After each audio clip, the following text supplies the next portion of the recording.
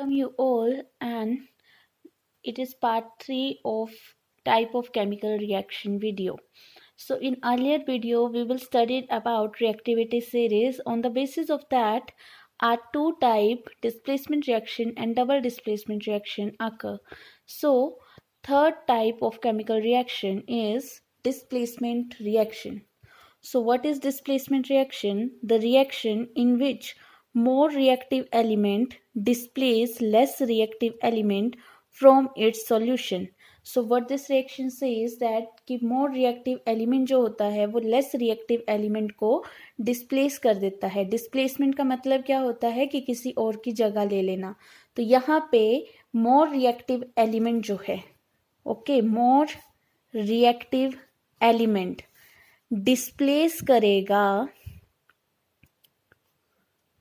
Less reactive element को from its solution. So we have given ferrous plus copper sulphate give rise. Now you have to look at the reactant iron and copper in इस solution, that is copper sulphate. So iron और copper को आप reactivity series में जब observe करोगे तो iron आपका है in this position and copper is in this position. Iron आपका मोर रिएक्टिव है देन कॉपर.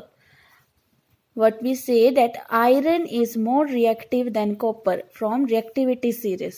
So iron क्या करेगा, डिस्प्लेस कर देगा कॉपर को उसके सॉल्यूशन से. सो डिस्प्लेस होने के बाद product will be ferrous sulphate plus copper. Again I am repeating the same कि आयरन मोर रिएक्टिव है देन कॉपर. तो आपका आयरन जो है वो कॉपर को डिस्प्लेस कर देगा और प्रोडक्ट बनाएगा फेरस सल्फेट प्लस कॉपर. अगर यहाँ पे आपका रिएक्शन होता कि copper plus ferrous sulphate give rise, अब क्या है आपका कॉपर और आयरन.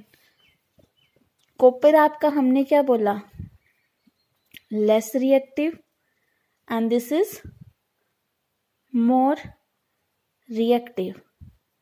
तो अब क्या होगा, लेस रिएक्टिव एलिमेंट जो है वो मोर रिएक्टिव एलिमेंट को डिस्प्लेस नहीं करेगा.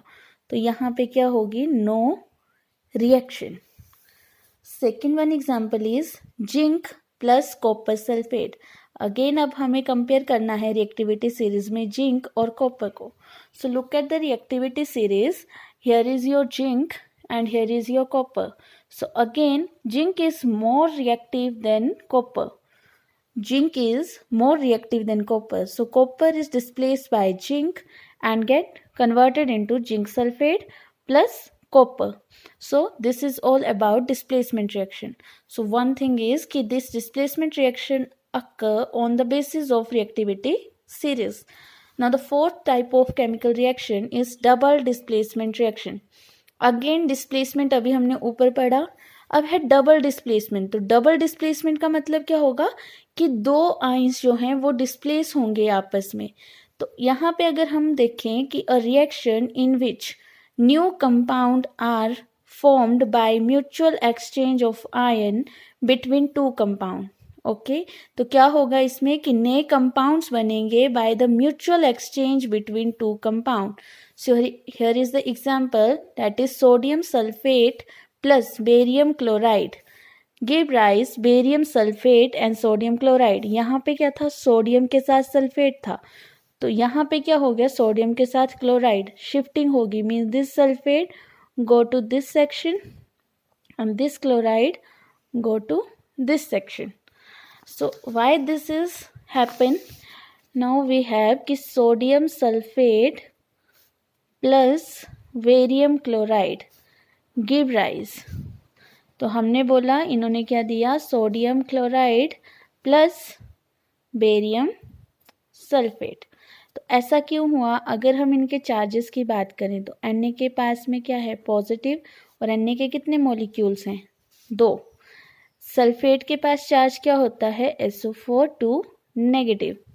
बेरियम के पास में चार्ज होता है Ba पॉजिटिव, एंड क्लोरीन के ऊपर चार्ज होता है नेगेटिव, और क्लोरीन के भी कितने एलिमेंट हैं, 2.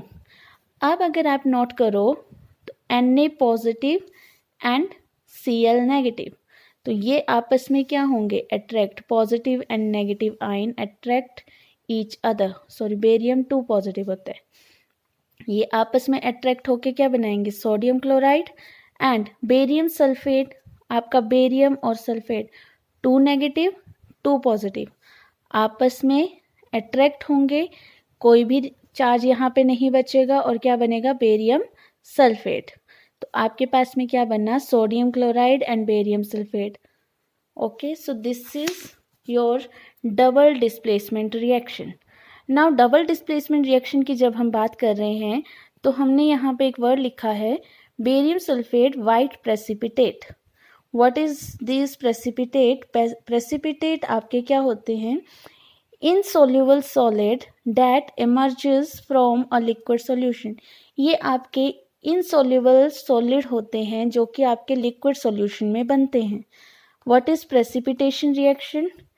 Any reaction that produce precipitate can be called precipitation reaction। तो कोई भी ऐसी रिएक्शन जो आपके प्रेसिपिटेट बनाती है उसे हम क्या बोलते हैं, precipitation reaction. So example of precipitation reaction, you can write this example. Okay, so this is all about double displacement reaction. Now about fifth type of chemical reaction, that is oxidation and reduction. So oxidation, as name suggests, oxidation means addition of oxygen and removal of hydrogen. Clear? As the word itself say, I'm saying about oxidation. Oxy means oxygen, तो oxygen का addition and hydrogen removal. And what is reduction? Reduction में क्या होगा, addition of hydrogen and removal of oxygen. So these are the opposite of each other. So here is the definition. Oxidation is कि addition होगी oxygen की substance में या removal होगा hydrogen का फ्रॉम अ सब्सटेंस, तो उसे हम क्या बोलेंगे, ऑक्सीडेशन। और रिडक्शन को हमने क्या बोला कि अगर एडिशन होगा हाइड्रोजन का एंड रिमूवल होगा ऑक्सीजन का फ्रॉम अ सब्सटेंस, तो उसे हम क्या बोलेंगे, reduction. So here is the example. हमारे पास है plus H2 give rise copper plus water. Okay, तो हमें यहाँ पे बताना है कि कहाँ पे ऑक्सीडेशन हुई और कहाँ पे रिडक्शन हुई। तो अभी हमने बोला कि जहाँ से रिमूवल होगा ऑक्सीजन का या जहाँ पे एडिशन होगा ऑक्सीजन का, ठीक है। सो आप सिंपली लर्न कर सकते हो ऑक्सीडेशन को कि एडिशन ऑफ ऑक्सीजन, और रिडक्शन को आप बोल सकते हो रिमूवल ऑफ ऑक्सीजन। तो in the above chemical reaction अगर आप ऑब्जर्व करो तो here is copper oxide get converted into copper. तो यहाँ पे क्या हुआ, ऑक्सीजन जो है वो रिमूव हो गया। So this is your reduction. और यहाँ पे हाइड्रोजन है, हाइड्रोजन में क्या हुआ, एडिशन हुई ऑक्सीजन की। So this is your oxidation. So I hope this is clear to you. Now ऐसी reaction in which both oxidation and reduction take place are called redox reaction. सो ऐसी reaction जिनमें oxidation and reduction एक साथ होती हैं, उन reactions को हम क्या बोलते हैं? Redox reaction. So this is the example of redox reaction, जिसमें ऑक्सीडेशन भी हो रही है और रिडक्शन भी हो रही है. So here is the notes of this. Now there are some question you have to observe that where is oxidation take place and where is reduction take place. I'm zooming these questions. So you all have to do this question in your notebook and mention that where oxidation take place, where reduction take place, and in which reaction both oxidation and reduction take place. Thank you.